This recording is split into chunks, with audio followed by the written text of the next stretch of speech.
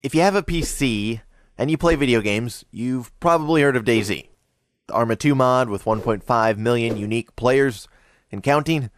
PC Gamer's Mod of the Year 2012.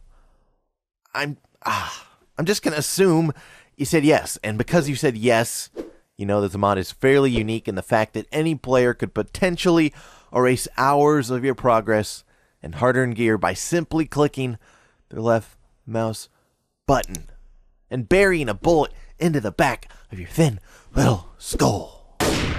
Player killing, PvP, is what makes DayZ so thrilling and enjoyable, yet it can cause some players to simply stop playing out of frustration and even anger.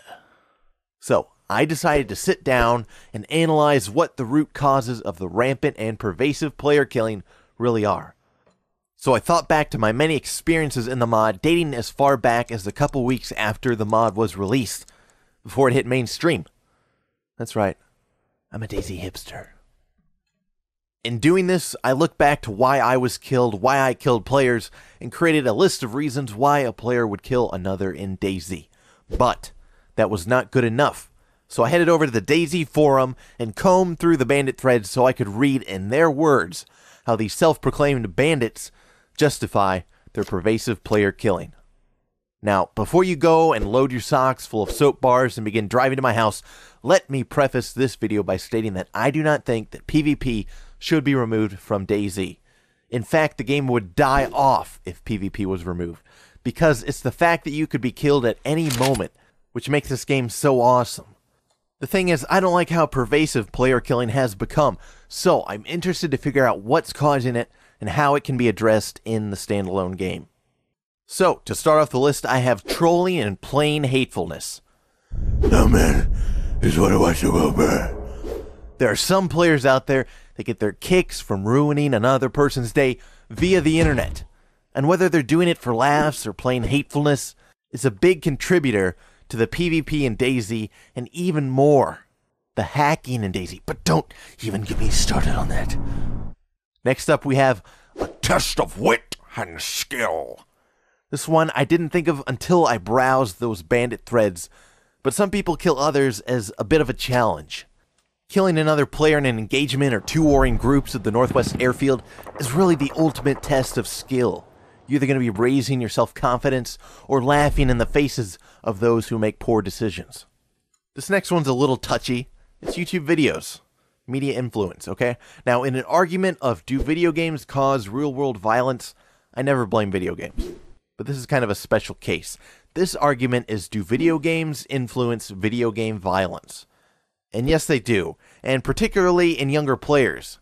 You see, if a young player new to DayZ watches a YouTube video of DayZ, and all it is just player killing, then that might be what they think the game's all about.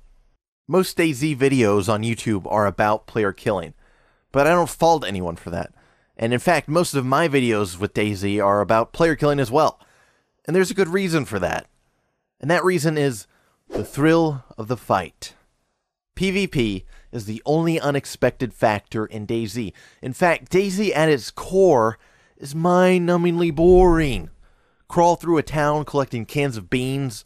When aggroed by a zombie, sprint into the nearest building to lose them. Then begin crawling through the town again. Then you might hike through the woods using a compass.